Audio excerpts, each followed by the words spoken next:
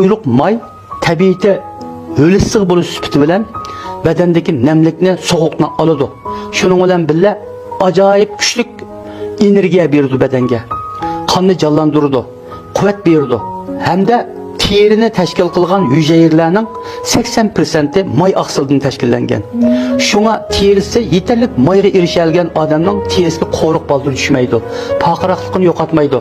Xuddi xoten qaşteşidek süzük, pakırak, nurluk buludu. Şuna muşu siz aytgandek ballarni muşu kuyruk mayda maylap qo'yishdan ibaret bir sağlamlık adetimizni ailelerde umumlaştırışı bilen bile hanım kızlarımız hatta çeçini, beden terisini munchadan chiqqandan keyin quyruq mayda maylab parvish qilib bersa, teri osti muskuli chingiydi, qo'riq tushishning oldini og'ili bo'ladi. Hatto teriga dog' sapkun tushish, boshqa teri illatlardan saqlanib, xonim qizlarimizning go'zalligini namoyon qilib bo'ladi. Hatto erlarimiz ham shuni qo'llanib bersa, terining go'zalligi va sog'lomligiga kafolat qilib bu qolmasdan sovuqqa eshib ketishdan saqlanib, sog'lom bo'g'ili bo'ladi.